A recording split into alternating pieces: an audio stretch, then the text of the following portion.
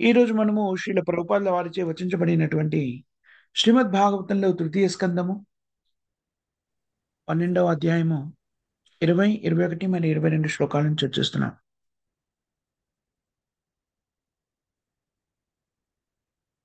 మైత్రేయుడు పలికెను. మైత్రేయ వాచగా ఆరంభించబడింది ఈ శ్లోకము. మైత్రేయుడు ఎవరికి చెప్తున్నాడు ఈ వివరణంతా కూడాను? ఎవరికైనా గుర్తుందా?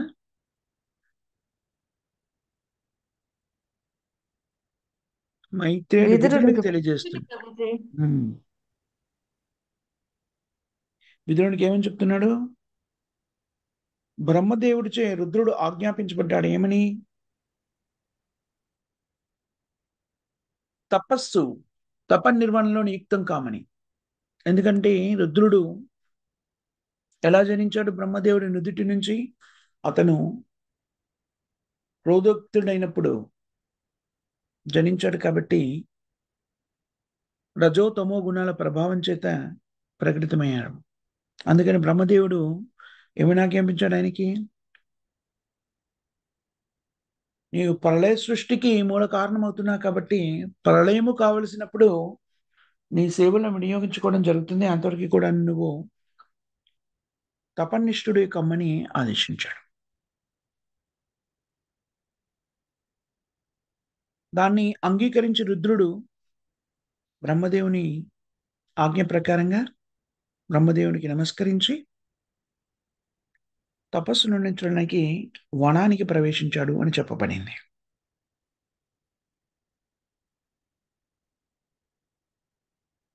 అయితే బ్రహ్మదేవుడు తన కార్యక్రమాన్ని నిర్వర్తించాలి కదా. తన కర్తవ్యం ఏమిటి? సృష్టిని విస్తరింపచేయడం కోసమని, సృష్టిని ఏర్పరిచి దాన్ని విస్తరింపచేయడము అనేటువంటిది బ్రహ్మదేవుడికి ఇవ్వబడినటువంటి కార్యక్రమం. ఆరంభంలో ఆయన చతుష్కుమారుని పొందినప్పుడు సనత్ కుమారుడు, సనందనుడు, సనాతనుడు వీళ్ళని పొందినప్పుడు వారు కూడాను ప్రజాోత్పత్తి కావించడానికి సంసిద్ధంగా లేము అని చెప్పేసి భక్తియుక్త సేవలో నియుక్తమైపోయారు. వారి మీద ఉన్నటువంటి ఆవేశంతోని దాన్ని నిలదొక్కుని ఉన్నప్పటికీ వచ్చిన ఆవేశం మూలంగా రుద్రుడు ప్రకటితమయ్యాడు. పురుగటి నుంచి ప్రకటితమైన రుద్రుడు ఆ త్రిగుణాల ప్రభావమైనటువంటి రజో తమో గుణాల ప్రభావం చేత సృష్టిని విస్తరింపజేయడానికి బదులుగా సృష్టించే ప్రతి వాళ్ళు కూడాను భక్షించే వాళ్ళుగా తయారయ్యేలాగా తయారు చేశాడు. అందుకని అతనిని కూడాను ప్రజా ఉత్పత్తికి నియుక్తం చేయడానికి అవకాశం లేని పరిస్థితి ఏర్పడింది. అందుకని బ్రహ్మదేవుడు మళ్ళీ ఏం చేశాడు? జీవులను విస్తరింపచేయడానికి, సంతానాన్ని విస్తరించడానికి తానే మరో 10 మంది పుత్రుల్ని ప్రకటితం చేశాడు. అలా ప్రకటితమైనటువంటి పుత్రుల పేర్లు ఇక్కడ ఇవ్వడం జరిగింది. మరీచి, అత్రి, అంగీరుడు, పులస్తుడు, పులాహుడు, క్రతువు, భృగువు, వశిష్ఠుడు, దక్షుడు.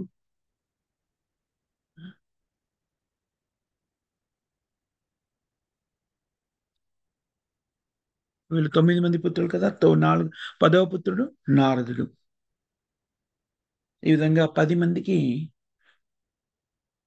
మంది పుత్రుల్ని ప్రకటితం చేశాడు బ్రహ్మదేవుడు.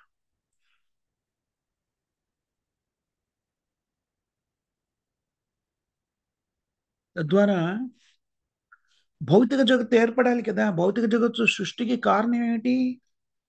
సృష్టి స్థితి లయలకి ఈ కార్యక్రమాలన్నీ కూడాను భగవంతుడే నిర్వర్తిస్తాడు. ఇది ఎందుకు చేస్తాడు భగవంతుడు?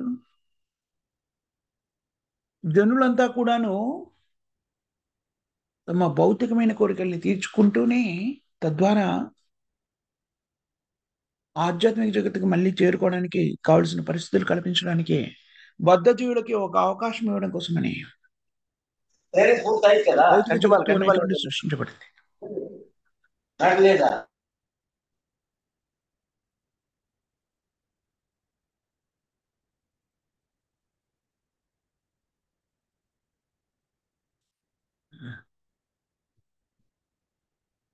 తన సృష్టిలో సహాయం పొందడం కోసమని బ్రహ్మదేవుడు ముందుగా రుద్రుని సృజించిన ప్రయోజనం లేకపోయిందిగా. అందుకని పైగా ఏంటి, విలయ కారణము. ఈ సృష్టి ఆరంభానికి ముందే విలయానికి సంసిద్ధుడైపోయాడు రుద్రుడు. అందుకని దాన్ని నిరోధించడం కోసమని ప్రత్యేకంగా తప కార్యక్రమంలో నియుక్తిని చేస్తాడు. లౌకిక గర్వాల ఆసక్తి కలిగి ఉండేటువంటి వ్యక్తుల్ని మళ్ళీ ఇప్పుడు సూచింపజేస్తున్నాడు. చూడండి, బ్రహ్మదేవుడి యొక్క సేవ ఎలాంటిది అంటే, మాయాదేవి సేవ కానీ బ్రహ్మదేవుడి సేవ కానీ ఎలాంటివి అంటే, కృతజ్ఞత లేని సేవలు అంటారు చూడండి. తలారి అని ఒకటి చెప్పుకుంటాం మనం. ఉరి శిక్ష పడిన వాళ్ళకి ఉరి శిక్షని విధించేటువంటి, ఉరి తీసేటువంటి వ్యక్తిని తలారి అంటాం తెలుగులో. ఆయన చేసేదేమీ లేదు. ఆయన ఎవరిని కూడా సంహరించట్లేదు తన వ్యక్తిగత కాంక్షతో కానీ ఇతరత్ర. కానీ ఆ వ్యక్తి చేతుల మీదుగానే అందరూ శిక్షించబడిన వ్యక్తులందరూ మృత్యువాత పడతారు, మరణ శిక్ష పొందిన వాళ్ళు. మాయాదేవి సేవ కూడా అలాంటిదే. కృష్ణుడి సేవలో నియుక్తమైంది. కానీ ప్రతి వాళ్ళకి కూడా ఎలాంటి పరీక్షలు పెట్టాలి? వారు భౌతిక జగత్తులో కూరుకుపోవడానికి అనువైనటువంటి పరిస్థితుల్ని కల్పిస్తూ అలాంటి పరీక్షలను పెడుతూ ఉంటుంది. ఇక్కడ బ్రహ్మదేవుడు కూడాను అలాంటి స్థితిని అని చెప్పుకోవచ్చు. ఎందుకంటే విశుద్ధమైన భక్తుడు, మహాజనమైన గతాసుమంత మహాజనులో ఒకడు. అలాంటి వాడికి, అలాంటి వాడు భగవత్ సేవలో నియుక్తమైనాడు. ఏ సేవ ఇవ్వబడింది ఆయనకి? భౌతిక జగత్తులోకి జీవులు ప్రవేశించే బద్ధస్థితిలో ఉండడానికి అనువైన పరిస్థితులు కల్పించమని ఆ సేవ ఇవ్వబడింది.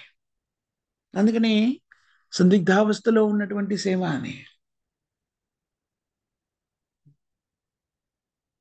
అందుకని తన చతుష్కుమారుని ముందుగా ప్రకటితం చేసినప్పుడు సహజంగా తనలో ఉన్న గుణాన్ని వ్యక్తీకరిస్తూ తపస్సు, వైరాగ్యము, భక్తి, ఈ భావనకు సంబంధించిన ప్రబోధనలు చేస్తే వాళ్ళు ఏం చేశారు? మేము భౌతిక సృష్టిలో భాగస్థులం కాము, మేము భగవద్భక్తిని స్వీకరిస్తామని వెళ్ళిపోయారు. ఏం చేయాలో తెలియని ఆవేశంలో ఉన్నప్పుడు ప్రకటితమైన రుద్రుడు ప్రళయం సృష్టించడం మొదలెట్టాడు పుట్టుకతోనే.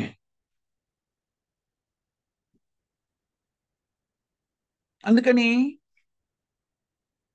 అలా కాకుండా ఉండేలాగా మరియు భౌతిక జగత్తుని విస్తరపరిచేటువంటి వ్యక్తుల్ని ప్రకటింపజేయడం మొదలెట్టాడు. మరీచి, అత్రి, అంగీరుడు, పులస్తుడు, పులాహుడు, క్రతువు, భృగువు, వశిష్ఠుడు, దక్షుడు.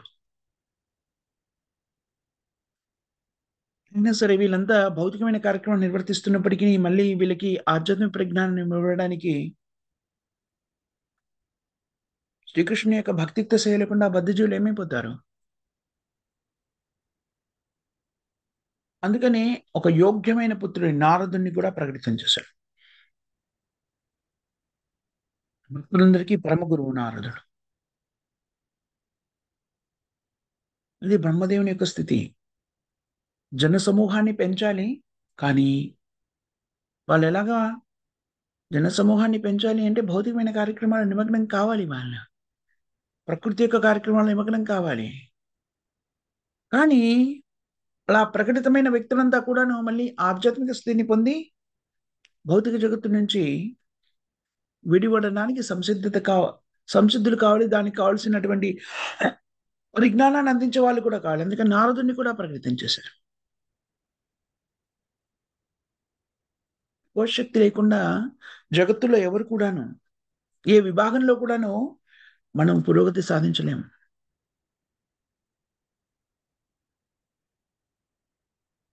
భక్తి యొక్క విధానము, ఆధ్యాత్మిక విధానము అనేటువంటిది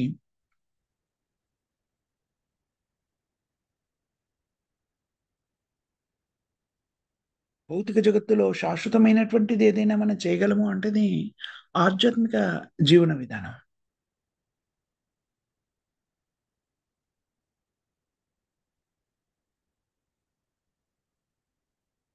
భౌతిక జగత్తులో కూడా శాశ్వతమైనటువంటి కార్యక్రమం ఏదైనా చేయగలము, అదేదైనా ఉంది అంటే భక్తియుక్త సేవ.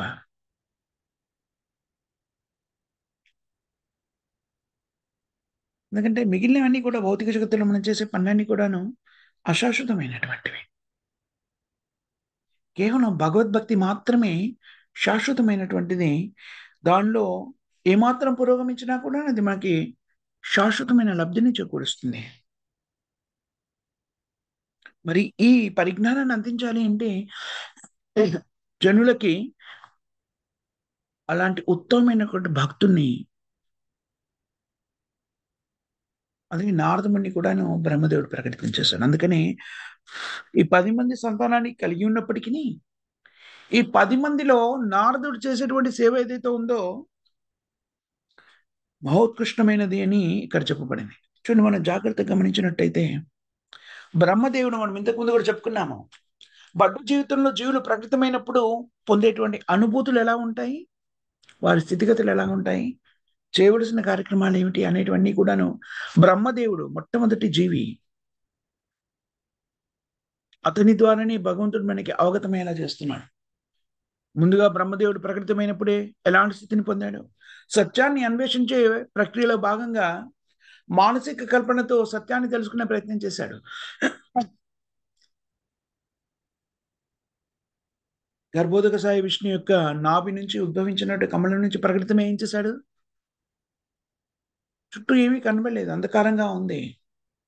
అసలు నేనెవరు, ఇదంతా ఏమిటి, ఈ అంధకారం ఏమిటి అని తెలుసుకునే ప్రయత్నంలో భాగంగా ఊహాజనితంగా సత్యాన్ని గ్రహించే ప్రయత్నం చేశాడు. మనం చెప్పుకున్నాము ఇంతకుముందు అధ్యాయంలో.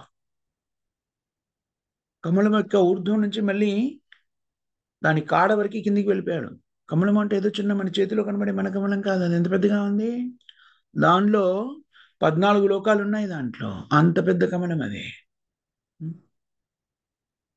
దానంతా ప్రవేశించాడు, లోపలంతా తిరిగాడు. సత్యమైన బోధపడుతుందా ఎక్కడి దాకా? చివరి దాకా వెళ్ళాడు, కాడ వరకు వెళ్ళిపోయాడు. అంటే కాడ ఎక్కడుంది నిజానికి? గర్భోదక విష్ణు యొక్క నాభి దగ్గరికి, అక్కడికి కూడా వెళ్ళిపోయారు. అంటే గర్భోదక విష్ణువుకి అంత దగ్గరగా వెళ్ళిపోయి కూడాను సత్యాన్ని సంగ్రహించలేకపోయాడు. ఇది మనకి ఏం బోధపడుతుంది? మానసిక కల్పనల ద్వారా భగవంతునికి సంబంధించిన పరిజ్ఞానాన్ని వ్యక్తి అవగతం చేసుకోలేడు. అతని యొక్క ఆకాంక్షని, అతాతో బ్రహ్మ జిజ్ఞాస, నేనెవరు అని తెలుసుకోవాలనుకునేటువంటి ఆకాంక్షని హృదయంలో ఉన్న పరమాత్మ గ్రహించి మార్గనిర్దేశన చేశారు. తప తప తప అనే శబ్దాన్ని విన్నారు ఆయన. ఆ స్ఫూర్తితో తపస్సులో నిమగ్నమైనప్పుడు విస్తృత కాలం పాటు తపస్సు చేస్తారు ఆయన. అలా చేసిన తర్వాత ఆయనకి కృష్ణుడి కృప వల్ల పరిజ్ఞానం లభిస్తుంది. అందుకని జాగ్రత్తగా ఆలోచించినట్టయితే, మనం దీన్ని శాస్త్రాన్ని అవగతం చేసుకున్నట్టయితే, మానవ జీవితం యొక్క ఏకైక లక్ష్యము జన్మ మృత్యు జరావ్యాధి చక్రం నుంచి బయటపడడమే. మిగిలినది ఏమి కూడాను ప్రాముఖ్యమైన విషయాలు కాదు. మిగిలినవన్నీ కూడాను భక్తియుక్త సేవలు నియుక్తం అవడానికి ఉపయుక్తంగా ఉండడానికి మాత్రమే ఇవ్వబడ్డాయి. ఒక్కొక్కరికి ఒక్కో రకమైనటువంటి ప్రక్రియ భక్తియుక్త సేవలు నియుక్తం అవడానికి ఉపయుక్తంగా ఉండవచ్చును. అందుకని కృష్ణ చైతన్యంలోనికి ప్రబోధించడం ఏం జరుగుతుంది? కృష్ణుడు స్వయంగా చెప్తున్నాడు భగవద్గీతలో. చాలా మంది అనుకుంటారు కృష్ణ చైతన్యం కదా, ఓహో మీరు కృష్ణుని ఆరాధించుకుంటున్నారు, ఎందుకంటే మీరు కృష్ణ చైతన్యం మీద మీరు కృష్ణ భక్తులు కాబట్టి, కృష్ణ భక్తులు కాబట్టి కృష్ణుని ఆరాధించమంటున్నారు, నేను ఇంకో వరకు భక్తులను కాబట్టి వాళ్ళని ఆరాధిస్తాను కాదు. కృష్ణుని మాత్రమే ఆరాధించాలి కాబట్టి కృష్ణుని ఆరాధించడం మొదలెట్ట మీరు కృష్ణ భక్తులు అని పిలుస్తున్నారు. చాలా ముఖ్యమైన విషయం ఇది. చాలా మంది వ్యక్తులు ఆధ్యాత్మిక స్థితిని స్వీకరించినట్టుగానే కనబడినప్పటికీ రకరకాల దేవతల్ని ఆరాధిస్తూ తమ జీవనాన్ని వృధా చేసుకుంటున్నారు. నిష్కర్షగా ఎవరైనా ఏదైనా చెప్పాలి అంటే, నిష్కర్షగా సత్యాన్ని మనము అవగతం చేసుకోవాలి అంటే, మనిషి చేయవలసిన ఏకైక కార్యక్రమం భక్తియుక్త సేవలో ఉండడం మాత్రమే. కృష్ణుని సేవలో, ప్రేమయుక్తమైన సేవలో నియుక్తమై ఉండడం మాత్రమే. మిగిలినవన్నీ కూడా నిరుపయోగమైనటువంటివి కృష్ణుడి యొక్క సేవలో అవి ఉపయుక్తంగా లేకపోతే. కానీ మనం ఏం చేస్తాం? మిగిలిన కార్యక్రమాలన్నీ కూడా ఉపయుక్తమైనవి, చాలా ముఖ్యమైనవి. కృష్ణుడి సేవ ఆ చిట్టు చివరికి ఆలోచిద్దాం టైం అంటే. ఇది దురదృష్టకరమైనటువంటి విషయం. కానీ జగత్తును సృష్టించబడింది ఎందుకు సృష్టించాడు? జీవాత్మలు తమ కోరికలు తీర్చుకోవడానికి. కానీ మనుషుల కోసం కాదు. జాగ్రత్తగా మనం గమనించాలి. మనుష్యులు తమ కోరికలు తీర్చుకోవడానికి భౌతిక జగత్తు ఏర్పరచలేదు. భౌతిక జగత్తులో జీవాత్మ తన కోరికలు తీర్చుకోవడానికి 80 లక్షల యోనులు నిర్దేశితం చేయబడ్డాయి. 80 లక్షల యోనులు అంటే చూడండి, 80 లక్షల రకాలైనటువంటి జీవులు. నీటిలో జీవించే జీవులు, భూమి మీద జీవించే జీవులు, గాలిలో జీవించే జీవులు, అగ్నిలో జీవించే జీవులు, ఇలా రకరకాల స్థితుల్లో జీవాత్మ తన చైతన్యాన్ని బట్టి ఆధిపత్య ధోరణితో ఆనందాన్ని అనుభవించే ప్రయత్నం చేస్తూ ఉంటుంది. ఆహార నిద్ర భయమేదో ఆహార నిద్ర భయమేదో జరుగుతూనే ఉంటుంది. అది మనుష్య జీవనంలోకి ఇచ్చినప్పుడు, ఆ జీవాత్మకి మనుష్య శరీరం ఇచ్చినప్పుడు ఏకైక లక్ష్యం నిర్దేశించబడింది. అదేమిటి? జన్మ మృత్యు జరావ్యాధి దుఃఖ దోషాను దర్శనం, వీటి నుంచి బయటపడ్డము. అంతే, ఇంకా మిగిలినవేవి కూడా కాదు. ఈ విషయం తప్ప మిగిలిన పనులు ఏవి చేసినా కూడాను నిరర్ధకం అవుతుంది జీవితం. భౌతిక జీవన విధానం లెక్కల ప్రకారంగా, భౌతిక లెక్కల ప్రకారంగా మీరు ఎంత గొప్పవాళ్ళుగా పరిగణించబడినప్పటికీ, గొప్ప శాస్త్రవేత్త, తత్వవేత్త, లేకపోతే మీరు గొప్ప దేశాధ్యక్షుడు అయి ఉండవచ్చు, రాజు అయి ఉండవచ్చు, లేకపోతే భౌతికంగా చూసినట్టయితే రకరకాల దానాలు చేసి ఉండవచ్చు, ధార్మికత్వాన్ని కలిగి ఉండవచ్చును, పురుషార్థాలని కూడాను పరిపక్వత సిద్ధించుకున్న వాళ్ళు అయి ఉండొచ్చు. అన్నీ కూడాను భగవద్భక్తిలోకి, ప్రేమయుక్తమైనటువంటి భగవత్ సేవలు నియుక్తం కానట్టయితే, శ్రీకృష్ణుని శరణాగతి పొందినట్టయితే అన్నీ కూడా నిరుపయోగమే. ఎందుకు నిరుపయోగము? మానవ జీవిత లక్ష్యమైనటువంటి జన్మ మృత్యు జరా చక్రం నుంచి బయటపడకుండా అలాగా భక్తియుక్త సేవలు లేకపోతే ఏం జరుగుతుంది? మళ్ళీ 80 లక్షల ఏళ్ళు పరిభ్రమించడానికి సిద్ధపడిపోయి వెళ్ళిపోతాం. దీనిలో ఎలాంటి సందేహం లేదు. భక్తియుక్త సేవలు నియుక్తం ఉన్నటువంటి వ్యక్తి ఏ కార్యక్రమంలో నిమగ్నమై ఉంటాడు? ఇంద్ర తృప్తి కార్యక్రమాల్లో నిమగ్నమై ఉంటాడు.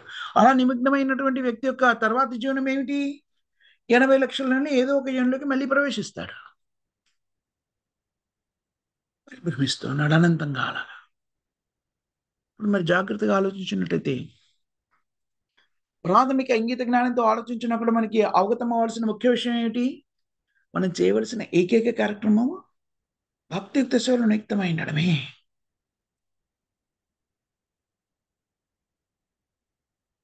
ఇది పరిపూర్ణంగా అవగతం చేసుకున్నటువంటి వ్యక్తులే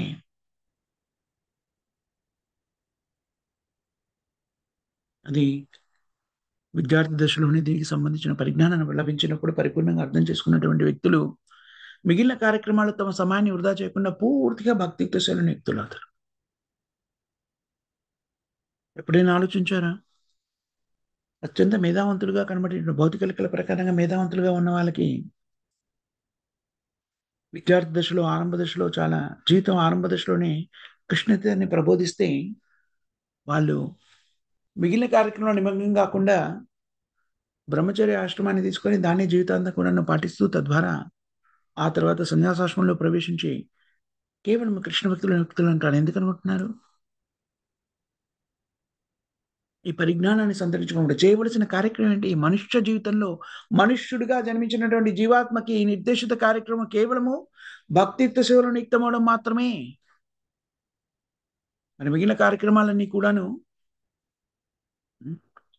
కష్టతరంగా మారుతాయి. భక్తియుక్త సేవలో ఉండడానికి అవరోధాలుగా ఏర్పడతాయి. కాబట్టి వ్యక్తులు పరిపూర్ణంగా భక్తియుక్త సేవలు ఉండడం కోసమని ఆ నిర్ణయాన్ని స్వీకరిస్తారు. అలా అని ఒకవేళ బ్రహ్మచారాశ్రమంలో లేం కదా మనం, ఇప్పుడు ఇంకా మనం ఇంకా చేయలేము అని నిరుత్సాహపడవలసిన అవసరం లేదు. అదే కృష్ణేతంలోని ప్రాశస్త్యము. ఏ ఆశ్రమంలో ఉన్నా సరే మనం చేసే కార్యక్రమాలన్నీ కూడాను కృష్ణుని కేంద్ర బిందువుగా బట్టి చేసినట్టయితే పరిపూర్ణమవుతుంది. నిర్బంధే కృష్ణ సంబంధే. ఏ కార్యక్రమం చేసినా కూడా కృష్ణుని కేంద్ర బిందువుగా బట్టి చేయడం, కృష్ణుని ఆనందం కోసం చేయడం, అదే కృష్ణ చైతన్యం. కష్టతరమైన విషయం కాదు, అతి సులభంగా చేయగలిగినటువంటి విషయం. ఆలోచించండి. మనం చెప్పుకున్నాం కదా, బ్రహ్మ యొక్క జీవనకాలం చెప్పుకున్నాం. అలాగే 80 లక్షల యోనిలో ఉన్నటువంటి జీవాత్మలు, 80 లక్షల యోనుల్లో ప్రవేశించే జీవాత్మలు ఒక్కొక్క యోనిలో ఒక్కో రకమైనటువంటి జీవన కాలం ఉంటుంది కదా. అలా సుదీర్ఘ కాలం పాటు ప్రయాణించి రకరకాలైనటువంటి శరీరాల్లో ప్రయాణించినటువంటి జీవాత్మ ఈ చక్రబంధనం నుంచి బయటపడాలి అంటే జన్మ మృత్యు జరావ్యాధి చక్రబంధనం నుంచి బయటపడాలి అంటే మనుష్య జన్మని పొంది ఇప్పుడు మనకి చూడండి సత్యయుగంలో మనుష్య జన్మ అంటే మళ్ళీ 1,00,000 సంవత్సరాలు సుదీర్ఘ కాలం మన జీవన కాలంతో పోలిస్తే. కానీ కలియుగంలో మనుష్య జన్మని పొంది ఆ జీవితాన్ని కృష్ణునికి సమర్పించాడు. ఎంత సులభం చూడండి, చాలా చక్కగా అత్యంత తక్కువ పెట్టుబడితో ఉత్తమమైన లాభాన్ని పొందడము పెట్టుబడిదారుడి ఆలోచన విధానం నుంచి చూసినా కూడా 100 సంవత్సరాలే ఉంటే 100 కూడా జీవించి ఉండట్లేదు. దానిలో మనకి కృష్ణ చైతన్యానికి సంబంధించిన పరిజ్ఞానం వచ్చేసరికి 20, 30, 40, 50 మన వయసుని లెక్కేసుకోండి. ఎప్పుడైతే కృష్ణ చైతన్యం వచ్చిందో అప్పుడు. అంటే మిగిలిన కాలం ఇంకా ఇంకో 30, 40, 50 సంవత్సరాలు ఏదైతే ఉంటుందో మీ వయసుని బట్టి 20, 30 సంవత్సరాల నుంచి 50 సంవత్సరాల మ్యాక్సిమం దాన్ని కృష్ణ చైతన్యవంతంగా జీవనాన్ని కొనసాగించండి. దానికి కూడా నేను చెప్తున్నారు, పూర్తిగా మీరు చేసే కార్యక్రమాన్ని వదిలిపెట్టమని చెప్పట్లేదు. చేసే కార్యక్రమాన్ని కృష్ణుడితో అనుసంధానం చేసి చేయమన్నారు. అలా చేసినట్టు ఏం జరుగుతుంది? శాశ్వతంగా ఈ భౌతిక జగత్తు నుంచి బయటపడతాము. ఇంతటి మహద్భావ అవకాశం ఇవ్వబడింది. దీన్ని వదులుకునే వాళ్ళు ఎలాంటి వాళ్ళు అంటారు? మూర్ఖులు. అవజానంతిమా మూఢ.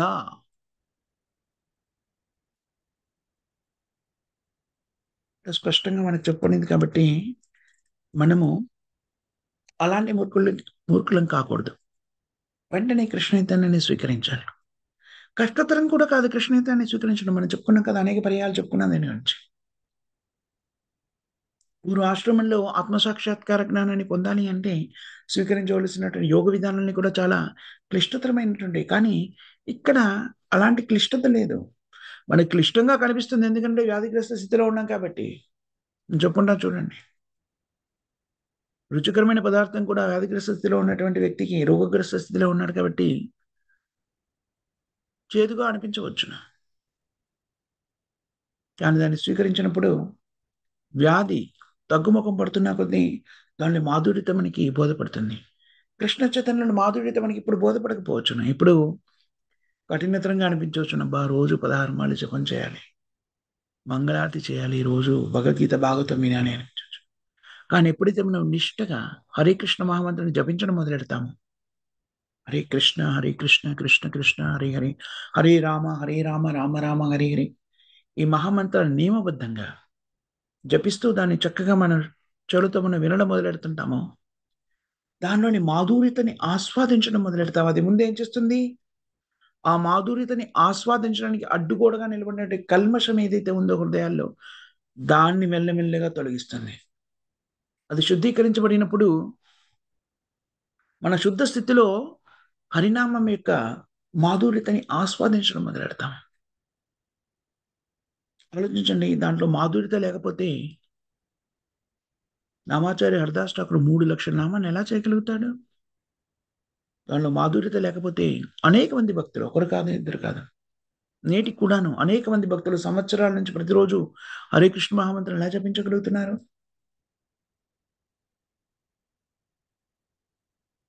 మనకి దానిలో మాధుర్యత లభించట్లేదు అంటే మనము అపరాధం లేకుండా హరే కృష్ణ మహామంత్రాన్ని జపించడం ఇంకా మొదలెట్టలేదు అని అర్థం. అందుకు మనం చేయవలసింది ఏమిటి? అపరాధరహితంగా హరే కృష్ణ మహామంత్రాన్ని జపించే ప్రయత్నించాలి. పెద్ద కష్టతరమైన విషయం కాదు. అలా జపిస్తూ పోతే ఎలాగ మరి? చాలా రోజుల నుంచి జపిస్తున్నాండి కూడాను అపరాధరహితంగా కుదరట్లేదు, ఇంకా కూడా అపరాధాలు ఉంటాయి. అప్పుడు ఏం చేయాలి? ఇంకా ఎక్కువగా జపించాలి. శుద్ధ స్థితిలో హరే కృష్ణ మహామంత్రాన్ని జపించాలంటే చేయవలసిన పని ఏమిటి? శుద్ధత్వాన్ని పొందాలి అంటే హరే కృష్ణ మహామంత్రాన్ని జపిస్తూ ఇంకా కూడా జపించాలి. ఆ విధంగా మనం హరే కృష్ణ మహామంత్రాన్ని జపించడము శ్రీ ప్రభుపాదవర్చ నిర్దేశితమైంది. అదేంటి? ప్రభుపాదవర్చ నిర్దేశితమైన కార్యక్రమాలు ఊహాజనితంగా ప్రకటితం చేసినవి కాదు, శ్రీకృష్ణుని ఆదేశాలు. కృష్ణ సేవలు నియుక్తమై ఉండడము అంటే మొట్టమొదటి కృష్ణ సేవలు నియుక్తమయ్యే విధానం ఏమిటి? కృష్ణుని ఆదేశాన్ని పాటించడం అంతే. ఏం లేదు. కృష్ణుడు ఏం చెప్పాడు? నన్ను శరణాగతి పొందమని చెప్పాడు. మరి శరణాగతి పొందే విధానం ఏమిటి? దాన్ని మళ్ళీ ఆయనే ప్రకటితమై ఆచరించి మరీ చూపించాడు.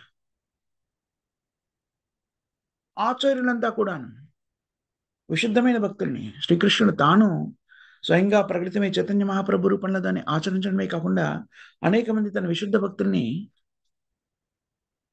పరంపరానుగతంగా ప్రకటితం చేసి వారి ద్వారా ఈ సమాచారాన్ని అందింపజేశాడు. అలా మన దాకా వచ్చినటువంటి విశుద్ధమైన భక్తుడు పరంపరానుగతంగా ప్రామాణికమైనటువంటి ఆచార్యుడు విశుద్ధమైన భక్తుడు శ్రీల ప్రభుపాదుల వారు. కృష్ణుడిచే నిర్దేశించబడినటువంటి సూచనల్ని ఆచరణ యోగ్యంగా మలిచి మనకు అందించారు శ్రీల ప్రభుపాదుల వారు. మనం చేయవలసింది ఎలా? వాటిని యథాతథంగా స్వీకరించడం మాత్రం. ఎంత సులభతరమో చూడండి. ఏం చేయాలి? యథాతథంగా స్వీకరించాలి అంటే శ్రీల ప్రభుపాదుల వారు ఏవైతే నియమాలు చెప్పారో వాటిని జీవితంలోకి అన్వయించుకోవాలి. మొదటిది ఏమిటి? ప్రతిరోజు కనీసంగా 16 మార్లు హరే కృష్ణ మహామంత్రాన్ని జపించడం. హరే కృష్ణ హరే కృష్ణ కృష్ణ కృష్ణ హరే హరే, హరే రామ రామ రామ హరే హరే. జపిస్తున్నప్పుడు ఎలాంటి నియమాలు లేవు. ఒకే ఒక సూచన ఏమిటి? ఈ మహామంత్రాన్ని మన చెవులతో మనం వినాలి, అంతే, ఇంకేం లేదు. ఎలాంటి స్థితిలో ఉన్న వాళ్ళైనా కూడా ఈ మహామంత్రాన్ని జపించవచ్చును. ఇలాంటి అర్హతల యొక్క ఆవశ్యకత లేదు. బ్రాహ్మణుల, క్షత్రియుల, వైశ్యుల, శూద్రుల, పిన్నవాళ్ళ, పెద్దవాళ్ళ, స్త్రీల, పురుషుల, భారతదేశంలో పుట్టారా, అమెరికాలో పుట్టారా, రష్యాలో పుట్టారా, ఎవరు మీకు ఏ లేవు. లేకపోతే లేదండి లేదు, నేను హిందూని కాదు ముస్లింని, పర్వాలేదు, మీరు కూడా జపించవచ్చు. No harm. హిందూ తత్వానికో ముస్లిం తత్వానికో లేకపోతే ఇంకో రకమైన మతానికో సంబంధించింది కాదు. కృష్ణ చైతన్యము అనేటువంటిది ఆధ్యాత్మికమైన అన్ని జీవులకి సంబంధించినటువంటి తత్వాన్ని గమనించినట్లయితే మనకి స్పష్టంగా బోధపడుతుంది కదా. ఆహార నిద్ర భయమేదున్న కార్యక్రమాలు ఒక ప్రత్యేకమైనటువంటి మతానికి చెందిన వాళ్ళు చేస్తారా? మీలో చేయరా? త్రివిధ క్లేశాలు ఒక ప్రత్యేకమైన మతానికి చెందిన వాళ్ళకి లేకపోతే వర్ణానికి చెందిన వాళ్ళకి జరుగుతుంది, అందరికీ జరుగుతుంది, అన్ని జీవులకి కూడా. ఆధ్యాత్మిక, ఆదిదైవిక, ఆది భౌతిక క్లేశాలు. భూకంపం వచ్చిందనుకోండి, అందరూ కూడా నశించిపోతారు. ఓహో, ఈ వ్యక్తి ఈ మతస్థుడు, ఈ వ్యక్తి ఈ మతస్థుడు, ఈ వర్ణానికి చెందినవాడు, ఈ వర్గానికి చెందినవాడు, అలా ఏమి ఉండదు కదా. అదేవిధంగా కృష్ణ చైతన్యం అందరి కోసం ఇవ్వబడింది. వర్ణము, వర్గము ఇలాంటి వాటికి దీనికి సంబంధం లేనటువంటి. ఎందుకంటే కృష్ణ చైతన్యంలో ప్రబోధించేటువంటివి వర్ణాలకి, వర్గాలకి, విశ్వాసాలకి అతీతమైనటువంటిది, ఆధ్యాత్మికమైనటువంటిది. జన్మ మృత్యు జరావ్యాధి కానివ్వండి, ఆహార నిద్ర భయమైదూనం కానివ్వండి, సత్వరజ తమో గుణాలతో ప్రభావితం చెందడం కానివ్వండి, ఇవన్నీ కూడాను బాహ్య రూపంలో ఉండేటువంటి వర్ణాలకి, వర్గాలకి, విశ్వాసాలకి అతీతమైనటువంటిది. స్త్రీల, పురుషుల ఎలాంటి దానికి ఏం సంబంధం లేదు. మనకి అది గోచరిస్తుంది కదా. అందుకని ఇది అందరికీ నిర్దేశించబడింది. అందరికీ నిర్దేశించబడింది. ఆ అందరిలో ముఖ్యంగా వ్యక్తిగతంగా మనకి ఒక్కొక్కరి కోసమని కృష్ణుడు ప్రత్యేకంగా చెప్తున్నాడు. అదేమిటండి, భగవద్గీత అందరికీ ఇచ్చారు కదా, ఒక్కొక్కరికి ప్రత్యేకంగా ఏమిటి? అవును, దాన్ని స్వీకరించేటువంటి స్థితిని కృష్ణుడు మనకి అనుగ్రహించాడు. పరమాత్మగా మన హృదయంలో ఉండి మనకి మార్గదర్శనం చేస్తున్నాడు. ప్రతి వ్యక్తికి, ప్రతి జీవికి కూడాను కృష్ణుడు మార్గదర్శనం చేస్తున్నాడు, కృపని అందిస్తున్నాడు. దాన్ని స్వీకరించగలిగితే మనము కృష్ణయితాన్ని స్వీకరించగలుగుతాము. అది స్వీకరించగలిగినట్టయితే భౌతిక జగత్తు నుంచి బయటపడతాము. మన మానవ జీవిత లక్ష్యాన్ని అతి సులభంగా పొందగలుగుతాం. చాలా ముఖ్యమైనటువంటి విషయం ఇది. మనం మననం చేయవలసింది ఏమిటి అంటే, ఏమేం కార్యక్రమాలు రోజు 1 గంట సేపు హరే కృష్ణ మహామంత్రాన్ని జపిస్తాను, లేకపోతే వింటాను, అయిపోయింది కదా, కాదు. మన జీవనం ఎలా ఉండాలి? అనుక్షణం కూడా అనన్యాశ్చింతయంతో మా ఏ జనా పరిపాసతే తేషాం నిత్యాభియుక్తానాం యోగక్షేమం మమామ్యం. ఒకవేళ దాని మీద విశ్వాసం లేదనుకోండి, అది చేయలేను అనుకుంటే మీరు జాగ్రత్తగా ఆలోచించవలసిన విషయం ఏంటి? శ్రీకృష్ణుని శరణాగతి పొందినప్పుడు అన్నీ కూడా కృష్ణు కోసమే చేస్తున్నప్పుడు అనన్యాశ్చింతయంతో మా యజనా పరిపాసతే తేషాం నిత్యాభియుక్తానాం యోగక్షేమం మమామ్యం. క్లేశకర స్థితిలో అయితే మనందరం ఉన్నాము. ఒక్కొక్కరికి ఒక్కో రకమైన క్లేశాలు ఖచ్చితంగా ఉన్నాయి భౌతిక జగత్తులో. ఎవరు కూడా పరిపూర్ణమైన ఆనందం లేరు. ఆ క్లేశకర స్థితుల నుంచి బయటపడాలి అంటే కూడా చేయవలసిన పని హరే కృష్ణ మహామంత్రాన్ని జపించడమే. ఎప్పుడైతే పరిపూర్ణంగా కృష్ణుని సేవలో నియుక్తమవుతామో అలాంటి వ్యక్తుల యొక్క పరిరక్షణ బాధ్యతని తానే స్వీకరిస్తానని కృష్ణుడు చెబుతున్నారు.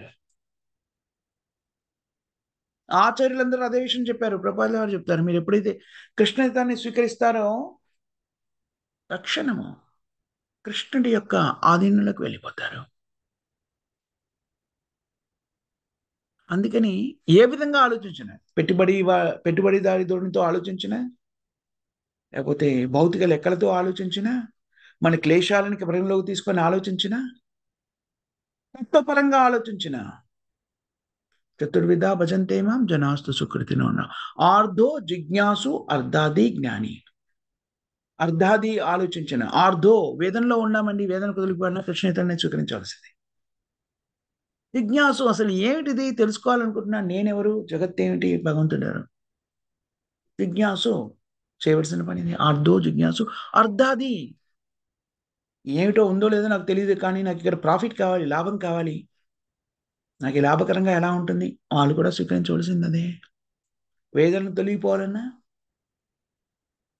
ఏదైనా లాభకరమైనటువంటి స్థితిని పొందాలి అన్నా, జిజ్ఞాసుతో ఉత్సుకతతో తెలుసుకోవాలనే ఆసక్తి ఉన్న జ్ఞాని సత్యాన్ని తెలుసుకొని, నేను ఈ భౌతిక శరీరం కాదు, నేను ఆధ్యాత్మికుడను, భగవంతుని కృష్ణుని అంశని, కాబట్టి అంశగా నా యొక్క ధర్మము జీవేర స్వరూపే కృష్ణ నిత్యదాస్, భగవత్ సేవలో నిక్తమైండడము. కాబట్టి నేను ఈ కార్యక్రమం ఏ విధంగా ఆలోచించినా కూడాను వ్యక్తులు స్వీకరించి జీవితంలోకి అన్వయించుకొని పాటించవలసిన ధర్మము కృష్ణ చైతన్యం. అందుకని ఎలాంటి సంశయం లేకుండా పరిపూర్ణమైన విశ్వాసంతో అందరూ కూడా కృష్ణేతాన్ని స్వీకరించి దాన్ని పాటించినట్టయితే మనం పరిపూర్ణత్వాన్ని సిద్ధించుకుంటాము. అందుకని ఇక్కడ బ్రహ్మదేవుడు కూడాను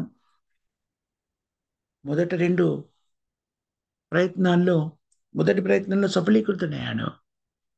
మొదటి ప్రయత్నంలో మంచి కార్యక్రమం చేసినప్పటికీ సఫలీకృతుడు కాలేకపోయారు. రెండో ప్రయత్నంలో రుద్రుడు ప్రకటితమయ్యారు. రజోతమో గుణాల ప్రభావం వల్ల ఆయన కూడా ప్రజా ఉత్పత్తికి వినియోగించలేకపోయాడు. అందుకని మూడోసారి మళ్ళీ ప్రయత్నం చేసి 10 మంది పుత్రుల్ని ప్రకటితం చేశారు. దాంట్లో 9 మందిని ఈ ప్రజా ఉత్పత్తికి వినియోగించబడినట్టయితే మరి 10వ వ్యక్తిని కృష్ణ చైతన్యాన్ని ప్రబోధించడానికి, వ్యక్తులందరికీ కూడా కృష్ణ పరిజ్ఞానాన్ని అందించడానికి ప్రకటితం చేశారు నారదుడు. ఎందుకని వీళ్ళందరి లక్ష్యం ఏమిటి? చివరికి ప్రకటితమైన జీవాత్మలన్నీ కూడాను ముఖ్యంగా మనుష్య శరీరాన్ని పొందినప్పుడు భౌతిక జగత్తు నుంచి బయటపడాలి, మళ్ళీ తమ నిజస్థితిలోకి వెళ్ళిపోవాలి. ఇది మనం అనుక్షణం గుర్తుపెట్టుకోవాల్సినటువంటి విషయం. మన జీవితం యొక్క లక్ష్యం ఏమిటి? కృష్ణుడికి శరణాగతి పొందడమే జీవితం యొక్క లక్ష్యము. భగవద్భక్తులు స్థిరపడమే జీవితం యొక్క లక్ష్యం. మిగిలినవన్నీ కాదు. ఏదైనా కూడాను సెకండరీని, అది దీనికి తోడ్పడలేదనుకోండి, అది పాపకార్యం కూడా అని చెప్పబడింది. మిగిలిన కార్యక్రమాలని కూడా కృష్ణేంద్రానికి తోడ్పడకుండా ఉన్నాయనుకోండి, ఏ కార్యక్రమైనా అది పాపకార్యము అని చెప్పబడింది. అంత స్పష్టంగా మనకి శాస్త్రం చెబుతుంది. అందుకని ఎలాంటి సంశయం లేకుండా పరిపూర్ణమైన విశ్వాసంతో కృష్ణేతాన్ని మీ జీవితంలోకి స్వీకరించండి. తద్వారా ఈ జీవనమే మనకి చెట్టు చివరి భౌతిక జీవనం అవుతుంది. తద్వారా అన్ని రకాల క్లేశాల నుంచి బయటపడ్డే వాళ్ళం అవుతాము. జన్మ మృత్యు జరావ్యాధి చక్రం నుంచి బయటపడ్డే వాళ్ళం అవుతాము. ఇది మనం సంగ్రహించవలసిన ముఖ్యమైన సారాంశమైన శ్లోకంలో. ఇక్కడ మనం ఆ పెద్ద మాత చేసిన ప్రభు చేసిన క్వశ్చన్స్ కానీ, కామెంట్స్ కానీ, కరెక్షన్స్ కానీ ఉన్నాయా?